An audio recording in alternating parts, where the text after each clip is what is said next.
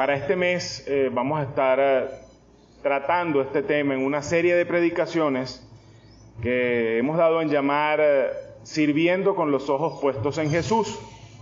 Esperamos tener unos 5 mensajes, incluyendo durante este mes de octubre, hablando de temas relacionados con nuestra mayordomía, ¿no? El mensaje que el Señor nos da en este día lo he titulado Una perspectiva eterna. Una vez, yo no sé si todos han tenido la oportunidad de ver una película que se llama Click, Perdiendo el Control. Se trata de un señor, un hombre, la protagoniza Adam Sandler, que es un padre de familia. Entre el trabajo, el estrés del trabajo, la lucha por avanzar en términos del mundo hacia un éxito material, empieza a perder el control de sus emociones en medio de su familia, y un punto de inflexión es cuando el control remoto no le funciona y se queja terriblemente que no es posible que nada le funcione bien, que nada le salga bien, pelea con la esposa y sale a comprar un control universal que sí le funcione con todas las cosas, y compra un control que controla un poquito más que los aparatos de la casa, sino que controla toda la vida a su alrededor. Él puede adelantar el tiempo rápidamente cuando está en situaciones que no le gustan, puede borrar escenas de su vida que no le gustaron cómo quedaron, y en algún punto, cuando viene a ver, prácticamente adelantó toda su vida y ya es un viejo, y se da cuenta que sus hijos están profundamente heridos por su falta de atención, por su ausencia.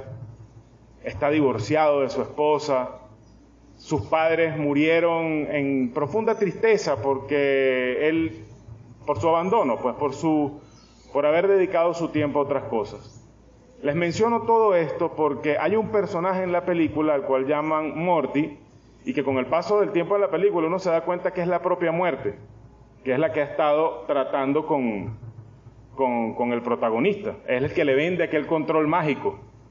Y él, en una de las conversaciones que tiene, le recuerda un comercial de un cereal al personaje de Adam Sandler.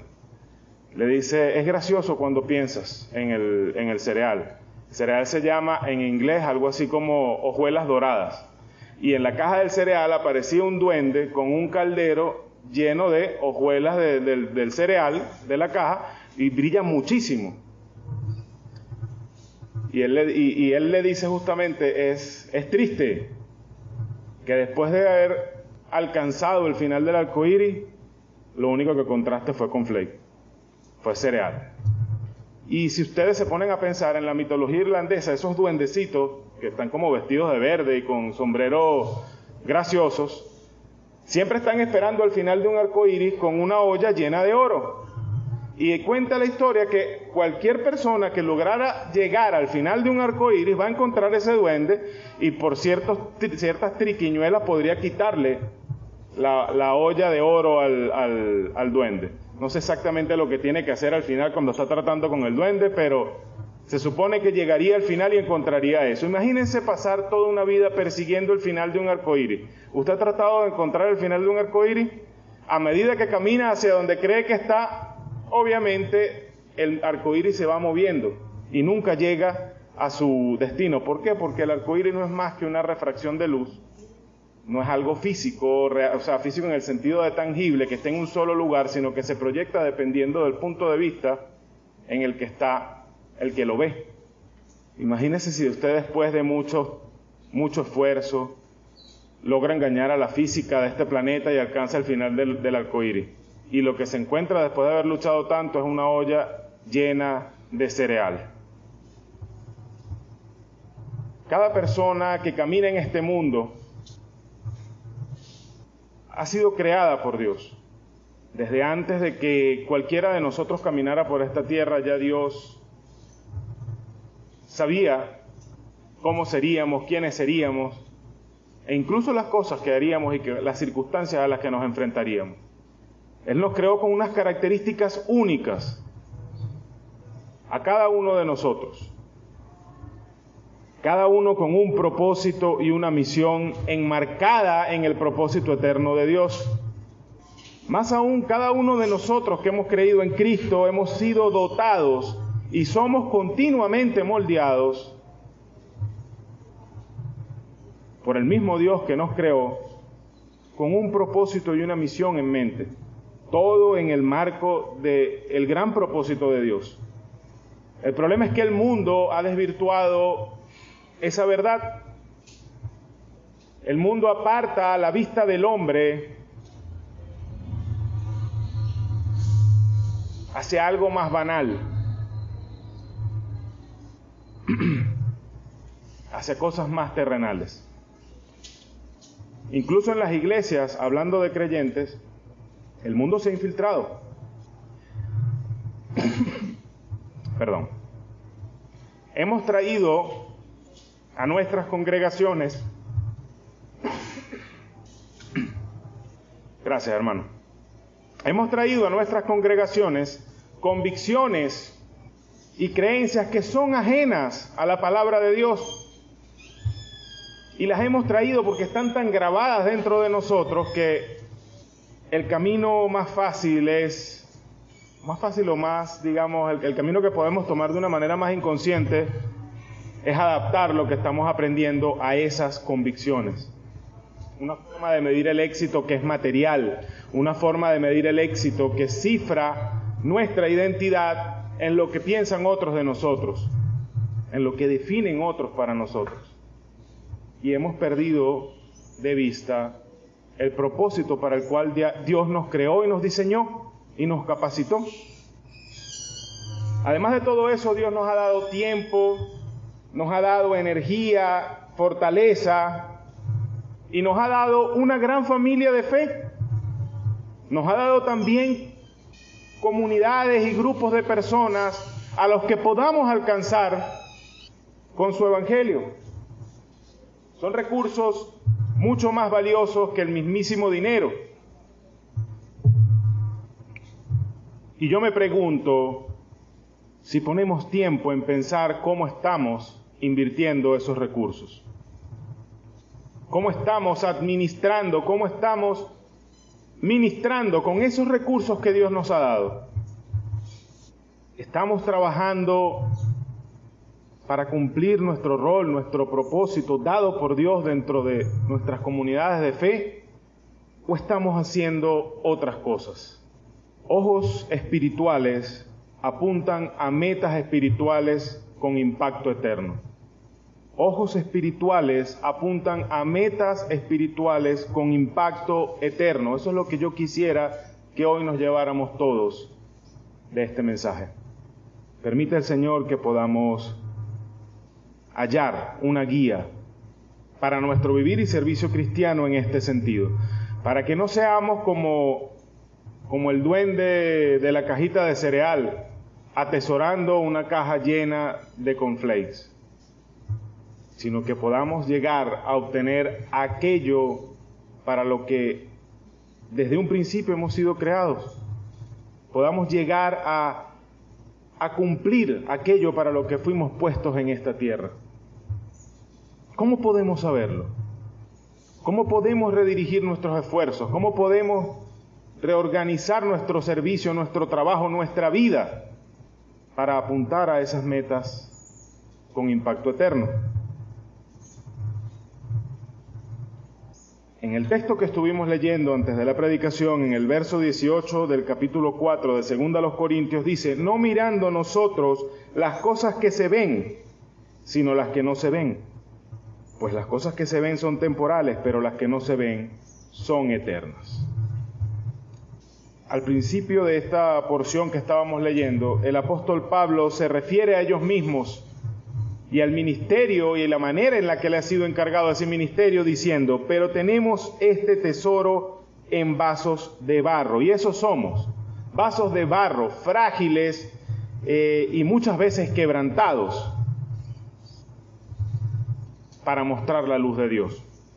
Me hace recordar, al leer eso, el episodio en Jueces que protagonizó Gedeón. No sé si recuerdan.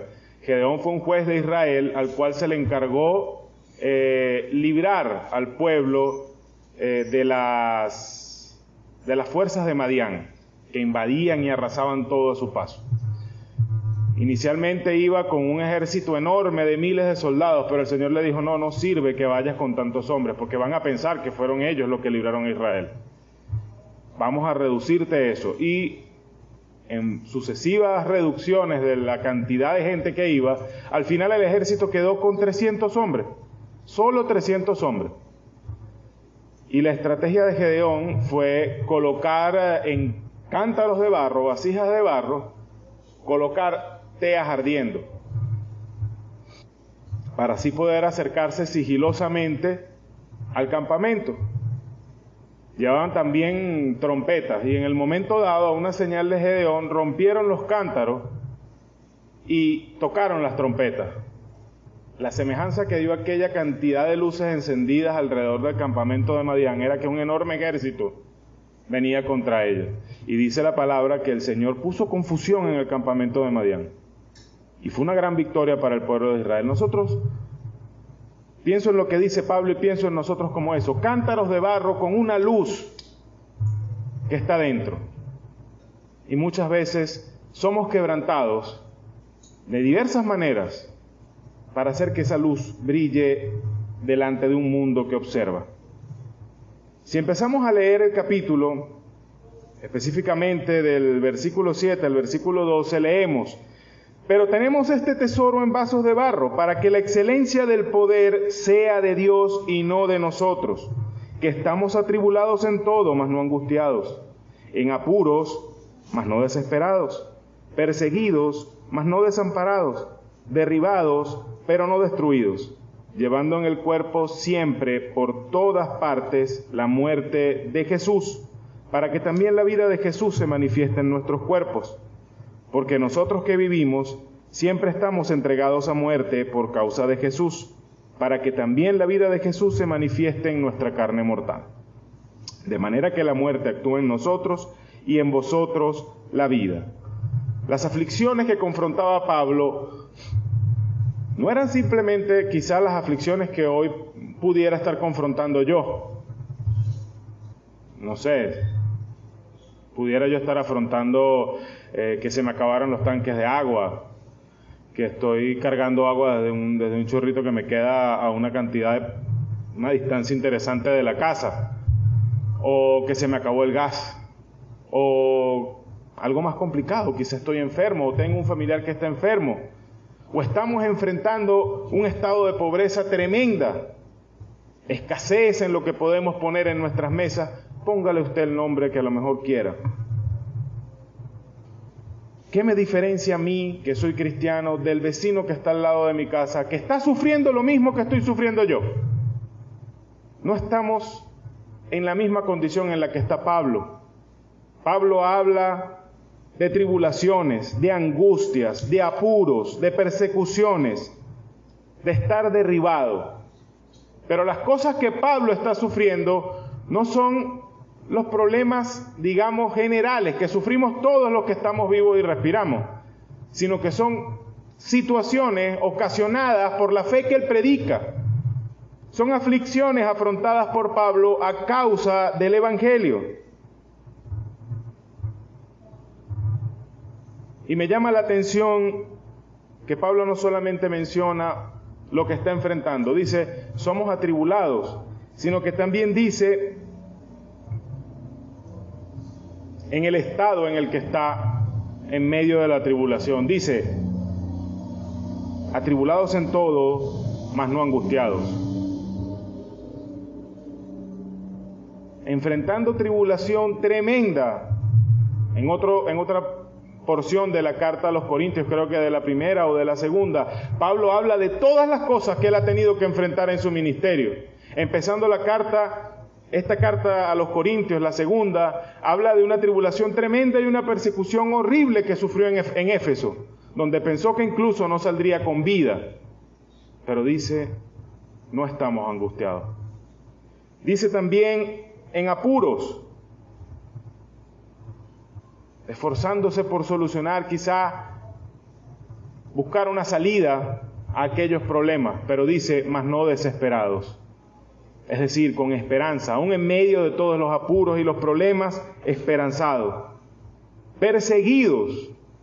Pablo no podía pisar una ciudad, y los que estaban con él, sin que no surgiera un deseo casi animal de parte de sus enemigos de caerle a piedra.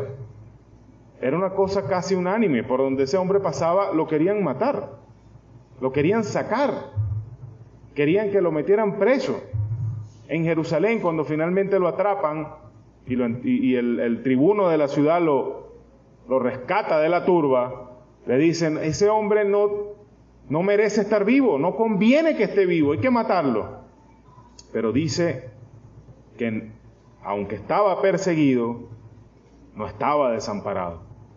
Estaba bajo el amparo de Dios, bajo el amparo de su Señor, y él sabía que eso era así. Dice que estaban derribados, pero no destruidos, para nada destruidos. Y vemos a un Pablo en medio de las aflicciones que afrontaba por el Evangelio con una actitud perseverante y fiel.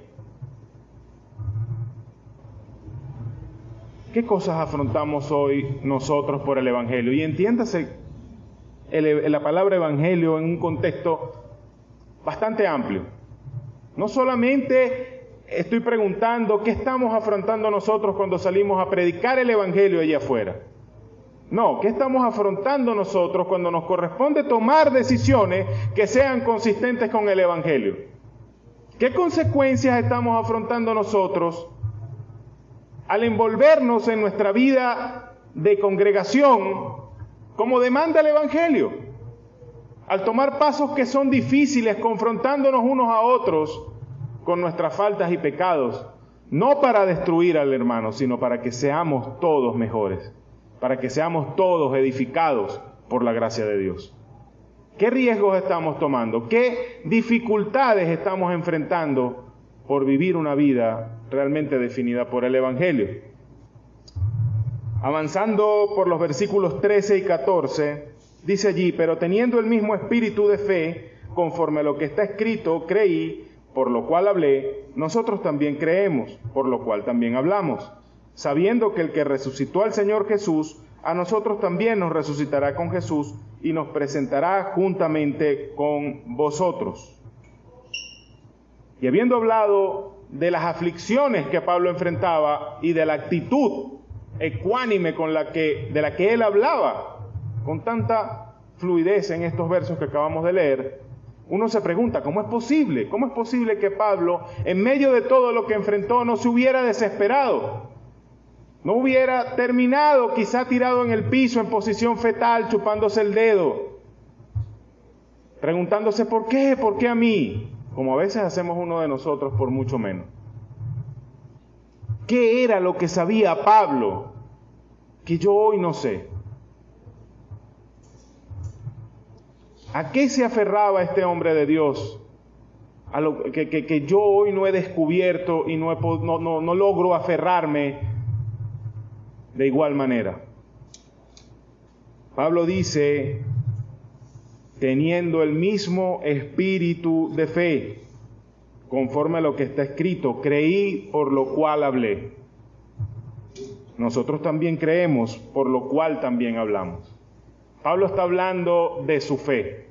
Pablo está hablando de que conociendo las promesas de Dios por medio de su palabra, no tuvo temor de hablar el Evangelio. Esa era su situación. Él recorría ciudades gentiles, paganas, predicando el Evangelio de Dios, sabiendo que cada vez que él entraba en una ciudad y predicaba el Evangelio, era casi seguro que lo iban a perseguir.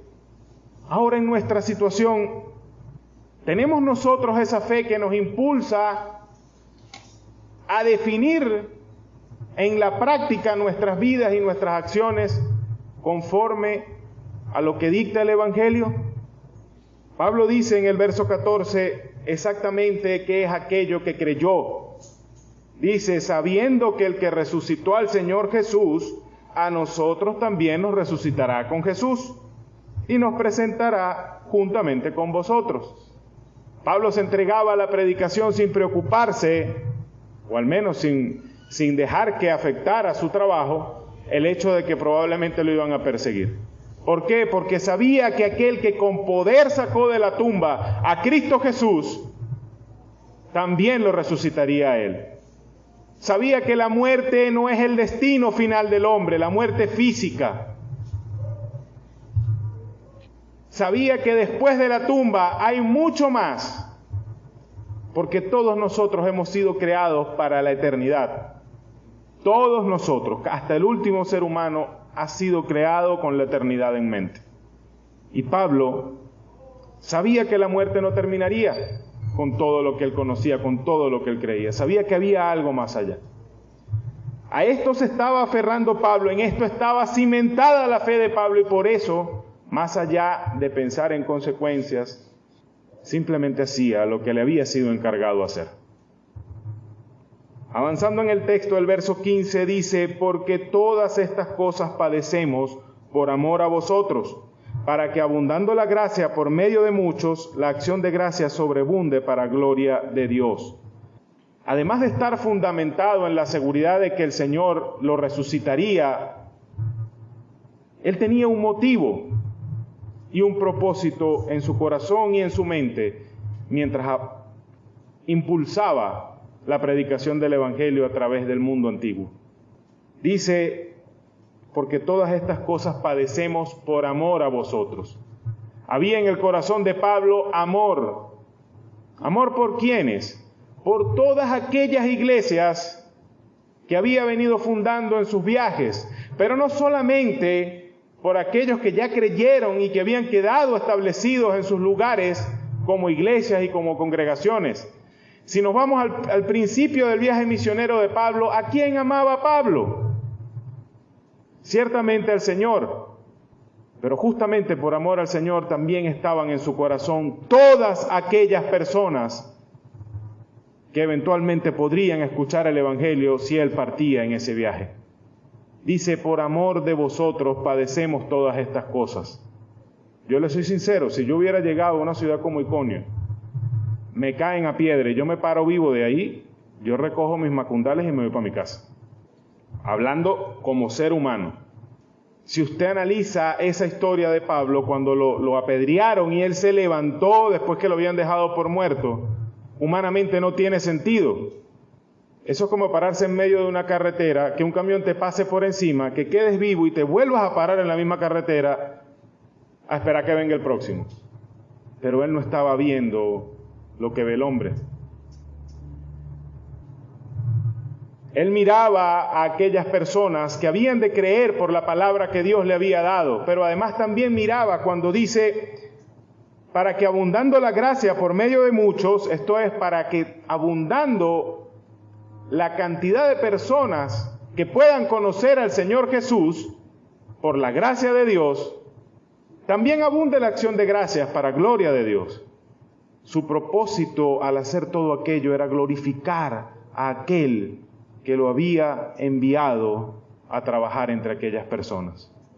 Estoy buscando en mi vida que la gloria de Dios se manifieste de alguna manera. Estoy buscando que la gloria de Dios sea manifestada en vidas transformadas a mi alrededor, en el crecimiento de hermanos a mi alrededor, en la edificación de aquellos que son mi familia espiritual. Es importante que nos lo preguntemos. ¿Es el amor lo que motiva mi servicio? ¿Es la gloria de Dios realmente lo que me lleva a hacer lo que hago? Cerrando el pasaje, versos del 16 al 18, podemos ver cómo es que Pablo se mantuvo durante tanto tiempo en esa misma ruta, en ese mismo camino, motivado por el amor y guiado por el propósito de glorificar a Dios, soportando todas aquellas aflicciones y contratiempos. Dice el verso 16: por tanto no desmayamos, antes aunque este nuestro hombre exterior se va desgastando y el interior, no obstante, se renueva de día en día. Fíjense esto, no desmayamos, dice Pablo. Es decir, no nos rendimos. Vamos hacia adelante. Enfrentamos dificultades de todo tipo y vamos hacia adelante. E impresiona verlo decir, vemos que nuestro cuerpo se va desgastando. Pablo no estaba obteniendo ninguna ganancia de este mundo por lo que estaba haciendo. Ni siquiera estaba logrando mejorar un poco su vida en términos terrenales. Pablo en otros pasajes habla de cuántas veces le han azotado, habla de los naufragios que ha sufrido, las persecuciones. Y hermanos, todas estas cosas dejan una marca, dejan una huella. Y no solamente a nivel de una cicatriz. No sé si alguien acá haya visto la película Pablo, apóstol de Cristo. Es una película basada en los últimos días, semanas o meses de la vida del apóstol Pablo. En una escena, Pablo sale de ese calabozo horrendo en donde lo tenían preso cuando escribió 2 Timoteo, y sale un hombre encorvado que no puede enderezarse. No sé cómo hacen para explicar el por qué está así, pero en algún punto de la película alguien explica que está encorvado por la cantidad de veces que lo han azotado. Cuando uno piensa, no sé si es que todos pensamos así, pero es posible que como por la distancia cultural y temporal que tenemos, a lo mejor lo veamos de esa manera. La Biblia lo dice con una sola palabra, azotes. Pero cuando en el mundo antiguo azotaban a una persona, eso no era una marca de correa que quedaba en la piel y después se quitaba. El instrumento atravesaba piel y muchas veces músculo. Y aunque aquella herida sanara y cicatrizara, creo que todos sabemos que el tejido de una cicatriz no tiene las mismas propiedades que el tejido que reemplaza. Yo me imagino aquellos músculos limitados, impedidos de volver a erguir el cuerpo del apóstol. Y así cuántas otras consecuencias físicas habrá sufrido Pablo a causa de estas persecuciones y estas aflicciones que sufrió por su trabajo para el Señor. Entonces él dice, vemos que nuestro hombre exterior se va desgastando, se va disolviendo ante nuestros propios ojos. Pero en el mismo verso dice, el interior, a pesar de esto, el hombre interior se va renovando de día en día. Pablo ve su cuerpo desgastarse y destruirse día con día, pero ve cómo el Señor está obrando a través de la aflicción, limando todas aquellas cosas que en su carácter pudiera haber contrarias a la palabra de Dios y a su voluntad. Cómo el Señor va transformándolo de gloria en gloria en la misma imagen del Señor por medio de aflicciones y dolores. El verso 17 dice, porque esta leve tribulación momentánea, y aquí no podemos menos que asombrarnos. Hemos estado hablando de azotes, de hambre, apedreamiento, limitaciones físicas, quizá envejecimiento prematuro, dolores del cuerpo y del corazón. Y Pablo dice, esta leve tribulación momentánea. Leve. ¿Sabe lo que significa leve? Algo muy por encima, muy superficial. Podríamos también decir suave. No sé si es el significado de la palabra, pero es como la entiendo. Califica todas esas atrocidades que ha sufrido desde que empezó el ministerio y las llama tribulaciones leves. Y dice además momentáneas. Uno lee el libro de los Hechos y pareciera que estas cosas que cuentan sucedieron en el espacio de una semana. Uno se lo lee en 10 minutos y cree que ese fue el mismo tiempo que tardó todo eso en acontecer. Pero los viajes que hizo Pablo tardaron años. Años que estuvo el apóstol predicando y trabajando por el Señor y para el Señor. Y si usted lee todo ese trayecto, en todo ese trayecto hubo dificultades, complicaciones, no solamente de los que perseguían el Evangelio. Muchas veces, dentro de las mismas iglesias que él había ayudado a fundar, enfrentó calumnias, ataques, reproches, desprecios. Años y años sufriendo estas cosas, y él las llama momentáneas. Conserve esa palabra en su cabeza, momentáneas. Porque esta leve tribulación momentánea produce en nosotros un cada vez más excelente y eterno peso de gloria.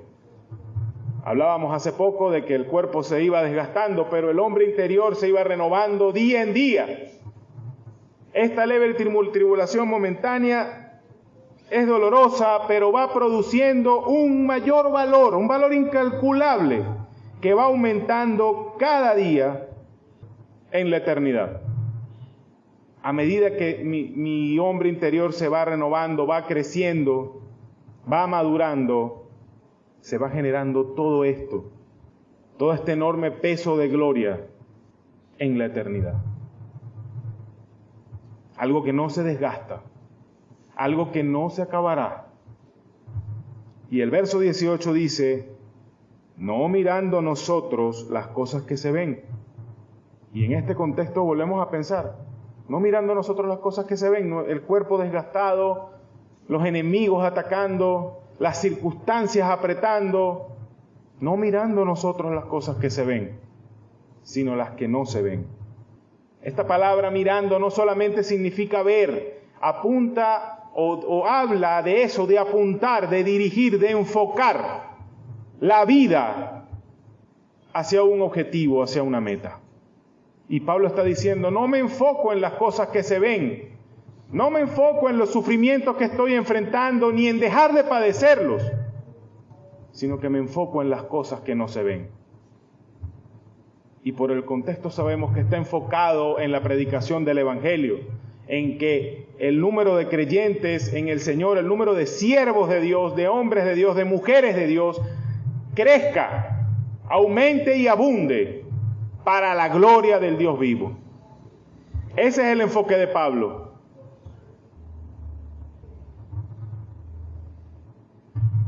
Nos sentimos quizá cansados en medio de nuestro trabajo para el Señor. Sentimos que nos hemos desgastado en el servicio del Señor. Yo miro a mi vida y muchas veces simplemente estamos ofendidos, simplemente estamos cansados de que las cosas se hagan de cierta manera o de que no se hagan según estamos acostumbrados a hacerlas. Porque apuntamos a lo que se ve.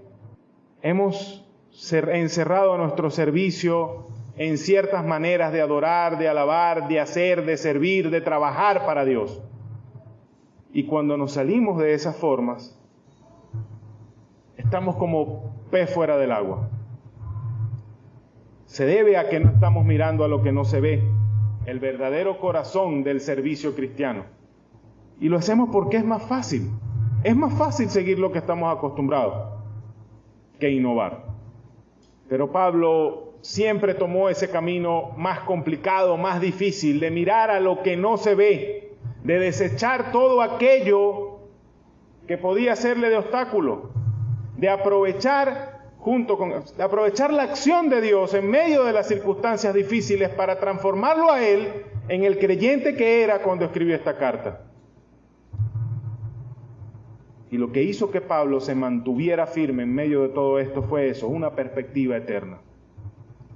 Una perspectiva con la mira en la eternidad. Él no iba tras una olla llena de cornflakes. Él iba tras la cosa verdadera, tras la olla llena de oro, metafóricamente hablando. El galardón que Dios tenía para él, la promesa de que Dios le iba a resucitar para recompensarle y que viviera en su presencia siempre, eternamente. La Biblia presenta incontables personajes, sobre todo en el Antiguo Testamento. Hoy pienso en Abraham. Los presenta como peregrinos. Un peregrino es alguien que anda errante, no sin objetivo, no sin una meta final, pero no está establecido en ese lugar en donde está en el momento, sino que está en permanente movimiento. Hebreos 11, versículos del 13 al 14, dice: conforme a la fe murieron todos estos, y está hablando aquí de los patriarcas, sin haber recibido lo prometido, sino mirándolo de lejos, y creyéndolo y saludándolo, y confesando que eran extranjeros y peregrinos sobre la tierra. Porque los que esto dicen claramente dan a entender que buscan una patria. ¿Estamos viviendo nosotros aquí como ciudadanos de este mundo o como peregrinos que vamos de paso hacia una patria celestial? Si somos peregrinos, hermanos, hay cosas, demasiadas cosas, que están robando nuestro tiempo como creyentes, como personas, pero también como iglesia. Hay demasiadas cosas a las que estamos dando una importancia que obstaculiza el verdadero propósito para el que estamos aquí. Hay muchas cosas que nosotros como creyentes y como iglesia estamos persiguiendo, que cuando nos vayamos con el Señor aquí van a quedar. Y no estoy diciendo que no sean importantes, sobre todo si son de apoyo a la obra del Evangelio. Hay que procurar que esas cosas marchen y anden bien, que nuestro templo esté en condiciones adecuadas, que tengamos los equipos necesarios para la predicación, para la adoración, que las instalaciones se mantengan siempre con una capacidad de uso, de trabajo a la altura de la misión que tenemos. Pero esas cosas no pueden obstaculizar nuestro corazón en el trabajo real al que hemos sido llamados, que es predicar la palabra en medio de nosotros mismos para edificación de cada uno, y predicar el Evangelio allá afuera para llevar a todo el que podamos al conocimiento de Cristo. Repito, no estoy diciendo que no sean cosas importantes, estoy diciendo que tenemos que tener perspectiva, porque muchas veces, persiguiendo esas cosas que son importantes, nos olvidamos de otras. Hay un verso en la palabra que dice: diezmáis la menta, el comino y el eneldo, pero se olvidan de la justicia, la misericordia y la fe. De nada sirve todo lo que yo pueda hacer por estas necesidades materiales que nos afligen y nos aprietan, si en el camino lo que yo estoy haciendo destruye a alguien más. Si en mi descontento por ver que se descuidan algunas cosas, mi lengua no es refrenada, mi actitud destruye a alguien más, en lugar de ayudarle a crecer, en lugar de ayudarle a corregir, en lugar de ayudarle en su renovación diaria. Y eso solamente indica una cosa: nos importa más la forma en la que hacemos el servicio cristiano que el corazón del servicio, el corazón del siervo. Nos comportamos como si fuéramos ciudadanos de este mundo, pero tenemos que saber que un día moriremos, y todo por lo que hemos trabajado aquí, que sea temporal, que sea de aquí, de este mundo, aquí se va a quedar. El Señor en Mateo capítulo 6 del 19 al 21, en ese corto pasaje, específicamente el verso 21, dice que donde está nuestro tesoro, allí estará también nuestro corazón. Eso yo lo voy a leer al revés. Donde ponemos nuestro corazón, allí es donde estamos haciendo nuestro tesoro. Si usted pone su corazón en las cosas que se ven, en las cosas que se van a quedar aquí, cuando llegue a su hogar eterno, va a encontrar esa cuenta de banco vacía. La va a encontrar vacía, hermano. Y se acordará de las palabras de Pablo: serán salvos, pero así como por fuego. Y todo lo que pensaban tener les será quitado. ¿A qué estamos llamando con todo esto que hemos hablado el día de hoy?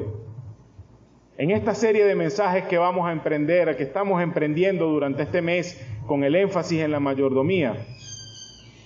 Recuerden que nombré el tiempo, recuerden que nombré la fuerza, las energías, nuestra propia salud. No sé si nombré la inteligencia, y nombré también algo muy, muy importante: nuestra familia espiritual.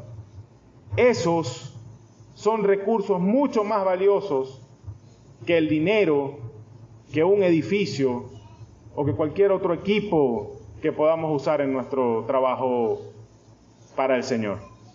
Nuestro corazón debe estar allí. ¿Saben por qué?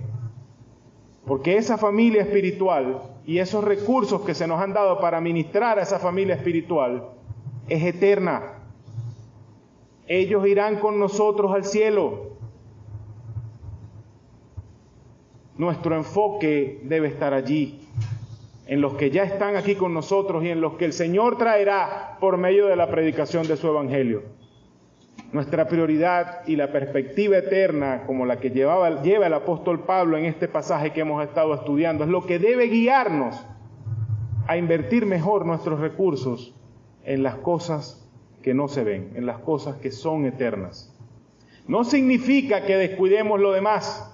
Es necesario ser cuidadosos en cómo administramos toda bendición que Dios nos ha dado, pero que jamás se convierta en un obstáculo para ministrar correctamente a nuestros hermanos, que nunca importe más el resultado del trabajo que hacemos para el Señor que el corazón del que está sirviendo y de aquellos que son servidos por medio de ese trabajo. Es más importante el crecimiento, la salvación incluso, la renovación de los corazones de los que estamos sirviendo que el propio trabajo en sí. Es más importante que vivamos vidas regidas por la justicia, la misericordia y la fe. Es más importante eso a que nuestro trabajo sea reconocido en medio de la congregación o por el mundo que nos rodea.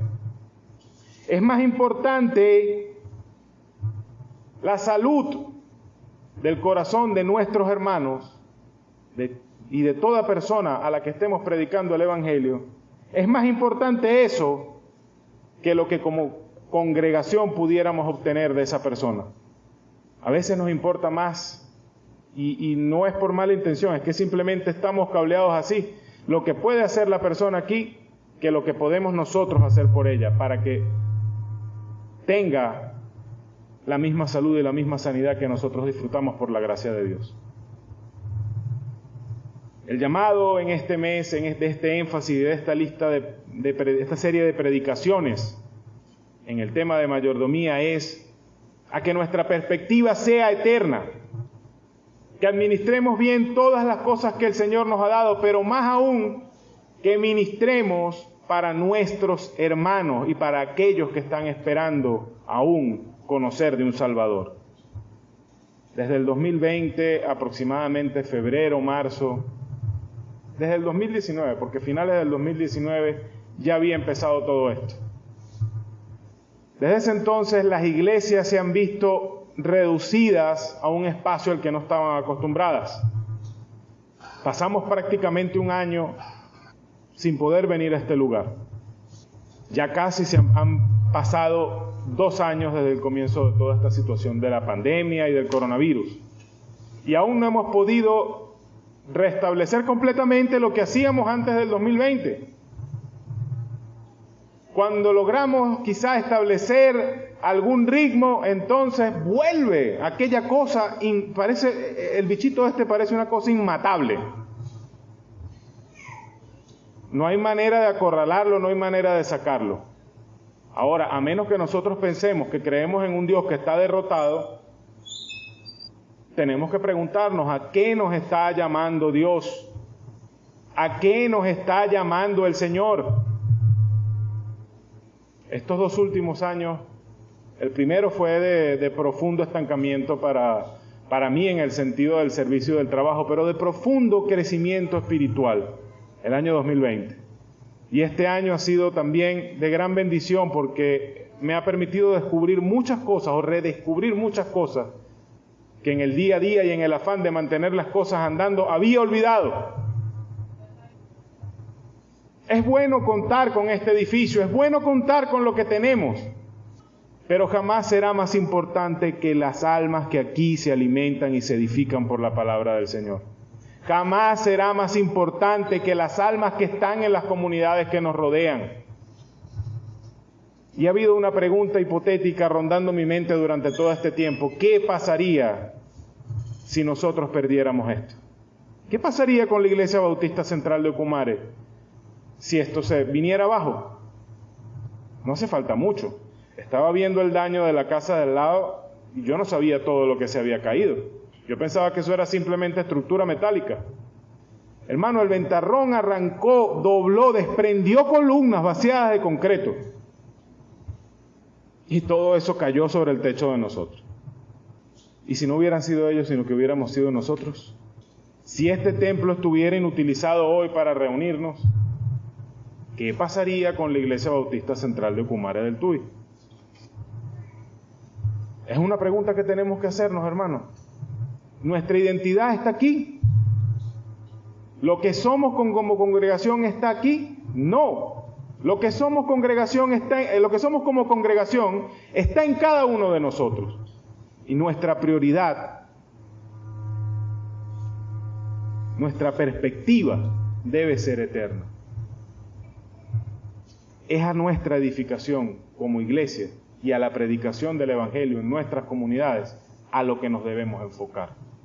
Quizá hoy tú me estás escuchando, te das cuenta que tu vida no ha estado enfocada o no ha tenido el enfoque correcto, o simplemente que no has tenido ningún enfoque en la manera en la que has vivido hasta ahora. Te das cuenta que en todas las cosas que puedes estar haciendo no hay un significado real. Te das cuenta que necesitas algo más. Si ya conoces al Señor, la respuesta está en estos versos que hemos leído. No estamos hechos para permanecer en este mundo, sino en el venidero. Así que por encima del dolor, el sufrimiento y los problemas, debemos mirar a la patria hacia la cual nos estamos moviendo, cimentados en que sin importar todo lo que perdamos de este lado de la eternidad, allá lo recibiremos multiplicado por el infinito. Quizá estás decepcionado del trabajo o del servicio que has venido prestando para el Señor. Estás decepcionado por la apatía. Estás decepcionado porque se refleja en las cosas que tenemos como iglesia. Es hora de cambiar la perspectiva y mirar primero a los corazones y trabajar para edificar la iglesia, la verdadera iglesia, que somos todos nosotros. Pero también puede que hoy estés escuchando todo este mensaje y te preguntes, ¿cómo puedo tener yo una perspectiva que no sea temporal? Si la realidad que me rodea es una realidad de muerte, es una realidad de fin, de un término rápido a todo lo que estoy viviendo. ¿Cómo puedo enfocarme en otra cosa si las necesidades que me agobian en el día a día me obligan a pensar en este mundo? O a lo mejor te preguntas, si no me enfoco entonces en lo que veo, en lo que me rodea, ¿en quién? ¿En qué me enfoco? Hay un Dios que nos creó y que creó todo lo que nos rodea, que nos ha dado un propósito, que nos ha hecho para vivir con significado, que nos ha hecho para vivir mirando a la eternidad. Y a pesar de que nosotros nos hemos apartado de ese Dios, Él envió a Jesucristo, su propio Hijo, a morir en una cruz para librarnos de las cadenas del pecado que nos agobia. Porque nosotros no hemos hecho más que pecar contra Dios. No hemos hecho más que ir en contra de la voluntad de Dios. Y dice la palabra que la paga del pecado es muerte. Pero Él envió a su Hijo a morir en esa cruz para pagar por nuestros pecados y resucitar para que nosotros fuéramos hallados justos delante de Dios. Él es quien nos puede dar una perspectiva eterna para nuestras vidas. Él es quien puede abrir una eternidad de vida abundante para cada uno de nosotros. Y lo único que tienes que hacer es aceptarle como tu Señor y Salvador. Es poner tu fe en que únicamente Cristo puede traer libertad y salvación para tu vida. Puede dar significado a tu vida y te puede dar una perspectiva eterna. Recuerden, ojos espirituales apuntan a metas espirituales con impacto eterno. El Señor les bendiga.